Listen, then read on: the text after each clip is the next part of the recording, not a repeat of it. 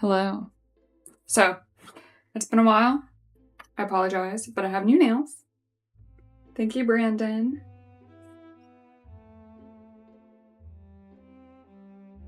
Okay. So, I have several ideas for the next few videos. Right now, I'm going to tell you about all the books I've read so far.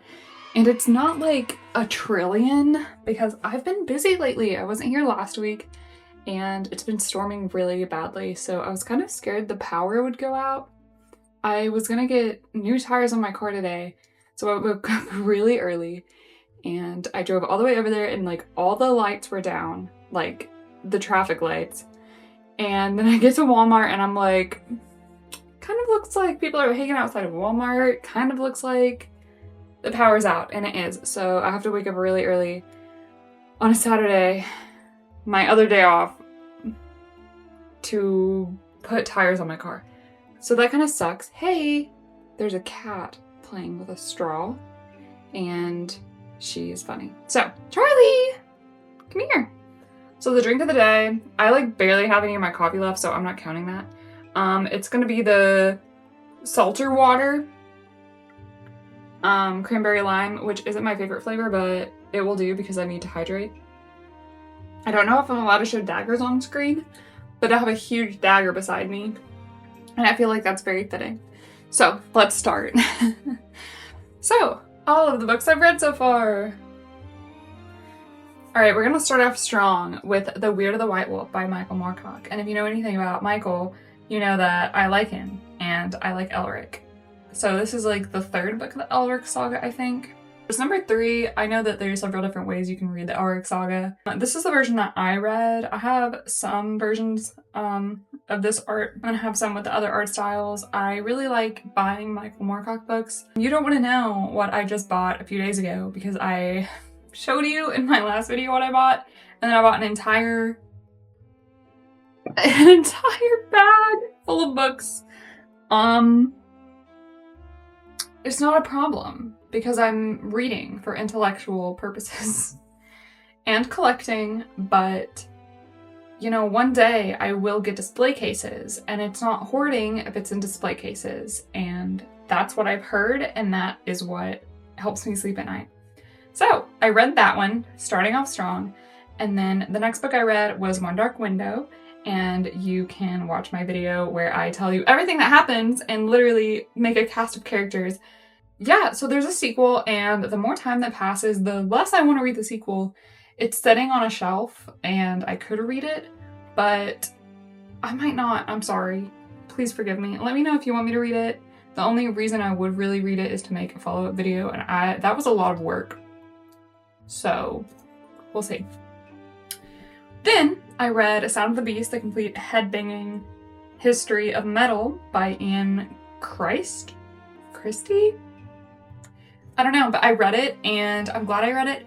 The good thing about this book is that I feel like you could be like me, where really you grew up on metalcore and you don't really know about the history of like metal in the 80s and like how metal came to be and what it was influenced from and the political aspects of it, which, I mean, maybe you grew up in metalcore and you do know. But for me, I didn't know a lot about the new wave of British heavy metal, and I just found it interesting to learn about some bands that I never even knew of, and I was sharing some facts with my friends who know a little bit more about the history behind music than I do, and they were actually learning some stuff that they didn't know. So I feel like it's both good for people who don't really know anything about metal, people who are in the middle, like me, probably, and then also people who know a lot of history about artists and stuff, but they'll still find little bits and pieces that just aren't like common knowledge. So I thought it was really cool. The one thing I was kind of sad about was it was way thicker than I thought. So it's like 500 something pages. And I was also reading another book at the time. I kind of got a little sluggish there. And also it kind of stops around like, not mid-2000s, maybe mid-2000s. Because they mention like Limp Bizkit and I think maybe Linkin Park and System of a Down. I mean, new metal artists really, but you know, that was my era, was the 2000s, so I wonder if I would have appreciated if he wrote the book a little later, just so I could get a little bit, but it doesn't matter. I'm sure somebody out there has written a modern history of metal and I don't really feel like reading it right now, but maybe I will in the future. So I thought it was good. Then I read Anime from Akira to Howl's Moving Castle, Experiencing Contemporary Japanese Animation by Susan J. Napier. And this is more like a textbook that you would read. I think it was published by a textbook company.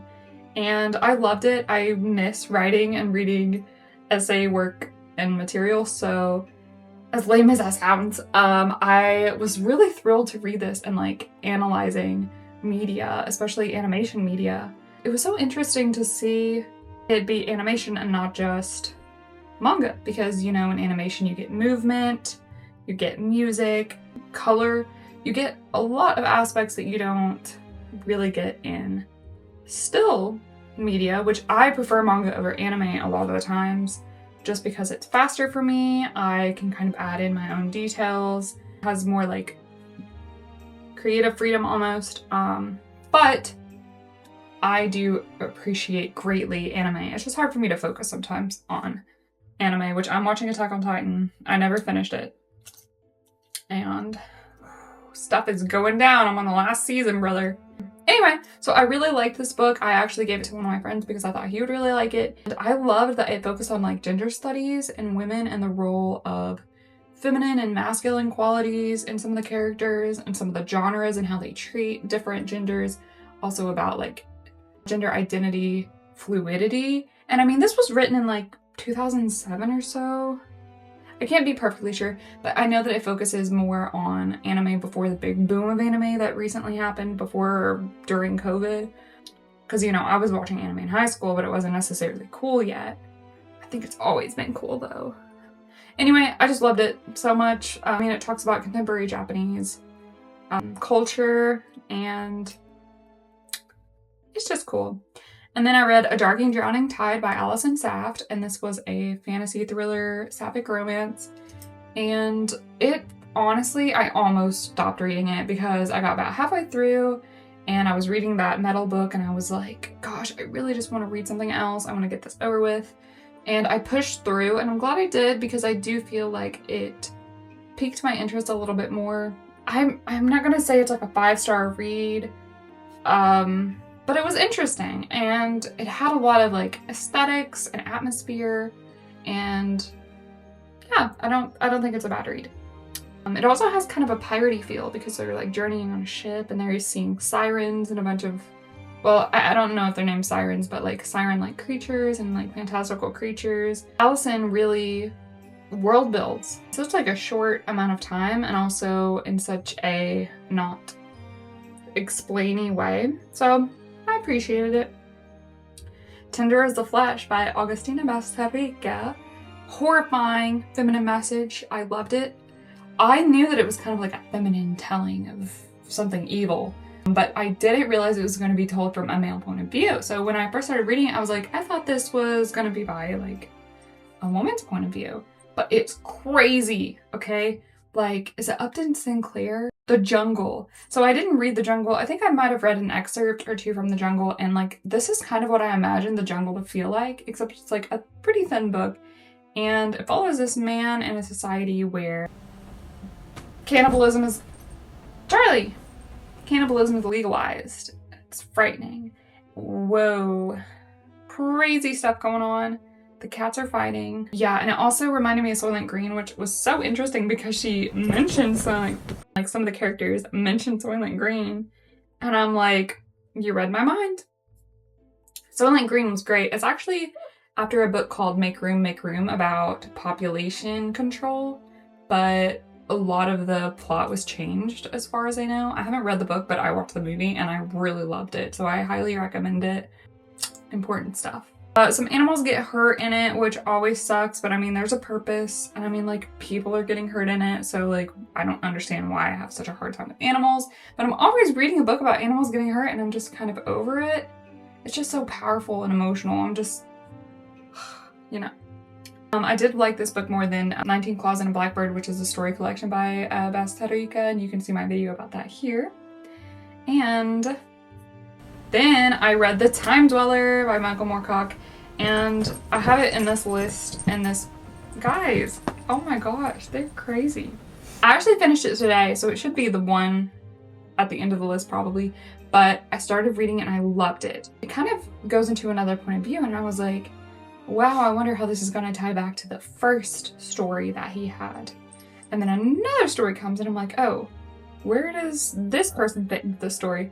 And then, like a little dummy, I realize it's a short story collection. So it's not gonna go back to the first characters that I read in the first and second story, even though they seem well connected, which was a bummer for me. But I loved the first 3 stories, and then the second to last and the last story I loved. And I actually decided I'm gonna make another video about it because all of my friends who read Michael Moorcock, I was talking to them, I'm like, have you read The Time Dweller? And they're like, no, I actually haven't heard of it, or like, oh, I've heard of it, but I haven't read it. And I'm like, let me share with you the gospel of Minos Aquilinus, the top metatemporal investigator of Europe. Really good. I mean, not all of it was like, but some of them were like, So, it was published between 1963 and 1966 before the publication of the Elric Saga. Be prepared. Then, I read Akatsukinoyona, the manga by Mizuho Kusanagi, and honestly, I have no idea what volume I'm on because I'm reading it online and I can never tell because I'm just like clicking through the pages. There's 45 volumes and I'm so excited. I'm loving it. I actually watched the first few episodes because I got my Crunchyroll account back because I just can't help myself. And of course it reads much differently than the anime. The anime is not bad, but I do enjoy the manga a little bit more because I just love manga. So yeah. Then I read Nichijou Volume 1 through 7 by Keiichi Araui. I actually read 8 and 10 this past week, so I only have 2 left, and I'm not sure if the last one's out yet, to be honest. Because I know that they kind of started making them up again. Anyway, funny. I mean, it's like a comedy manga, not really like my cup of tea that I would gravitate towards. But I'm reading it for a manga book club and I'm enjoying it, and I like the little kitty cat Sakamoto. It's very cute. And then I read The House of My Mother, A Daughter's Quest for Freedom by Sherry Frankie, and you can see the video I did over here. And recently I've been watching a lot of ex-Mormon testimony, their experience in the Latter-day Saints Church, mainly Alyssa Grenfell. And she was gonna review this horror movie called Heretic. And I clicked on it and I was listening to her talk about it, and then she starts saying this thing that the guy is doing at the very beginning of the movie, and I click off of it and I'm like, no spoilers, I have to go watch this movie. And if you know anything about me, I cannot watch horror because my imagination is insane. I literally thought I heard somebody yelling help twice this morning. No one was there. I actually have experienced exploding head syndrome when I was a kid. So maybe that's what I experienced today. I don't know. I'm sorry. I don't know. But it's not good for me to watch horror movies, honestly. I'll think about them for years and years and years and years. Anyway, I watched Heretic and it was so good. So good that I started watching a lot of people dissect it on YouTube, even though, like, I understood it. I just kind of wanted to watch it again, but without the scary music. Highly recommend it. It's by A24, and the actors and actresses are very good in the film, and it's really cool. It's about this guy who has 2 members of the Latter-day Saints come to his door to preach the gospel, and then he traps them in a house and tries to make them prove their faith to him. Very interesting. Okay, so there was also so much symbolism in their actions that I was like, oh my gosh, and I was explaining it. I was like, in case you're missing all the symbolism, you're not supposed to put anything on the Bible. And companions aren't supposed to leave the same room. So it's interesting that they almost left the room. You know what I'm saying? I thought it was awesome that I had this context for the Mormon church that I didn't have previously. And then Cinema Therapy, I love their channel, and I would watch them when I was in Europe, and I was just like, didn't have anything to listen to. I'm traveling in Europe alone. I gotta have something playing in my headphones to ignore people, but also listen to what's happening around me. And so I watched a lot of Cinema Therapy, especially as I was trying to go to sleep with all the city noises. And Cinema Therapy reviewed it, and I learned that they're Mormon, so I thought it was so cool that they were sharing their experience still active in the Mormon church with the directors of the movie. Oh, it's just so good. Oh my gosh, are we already done? Dang, y'all, we're already done. I thought I read more. Such a failure. I didn't finish This Is How You Lose the Time War. I feel like I've shown up to class with you, my professor, and I'm saying, I'm sorry I didn't finish the homework assignment. Because I told you in the last video like 2 weeks ago, I was like, I'll read this in no time. Here we are. I will say I have been doing a lot of traveling, and I went to an antique mall and I bought daggers. Sorry, I bought 2 daggers, I bought a set of swords, I bought a Nintendo DS Lite because I sold mine when I was a kid, which was so stupid, at a yard sale for like $10 to $15. I also had one of those really small Nintendo game. Oh, I can't think of what they're called, but they're black and they're like literally this big. And I don't know how I got it. I probably bought it at a yard sale or at a pawn shop or something. And I'm pretty sure I sold that there because I haven't found it. I realized that it's actually pretty rare. And I'm like, man, I probably sold it at a stupid yard sale. I got a new hard drive because my hard drive got full. So that was also a reason why the video was a little late. But I guess that's gonna be it for this video. I'm gonna do another haul video and then let me know if you want me to do any videos. Like, I kind of wanted to do a video about my favorite books and books that I've read specifically. Like I said, I'm gonna do a little video about this and the short stories I liked. Keep an eye out for that if you want to know how Hitler has something to do with sentient plants, because do you look at this and think, Hitler? Sentient plants? Shocking! So, guess I'll see you next time. I'm gonna shout out my Chaos Lord Patreon member, Eric. You too can be a Chaos Lord, and feel free to tell me on Patreon what you want to see from me, because I'm new to Patreon. I don't really know what I'm doing, but I could do tons of stuff. I could do music reviews, I could do media reviews, I could do anything. I could do vlogs. I could do anything. All right, bye.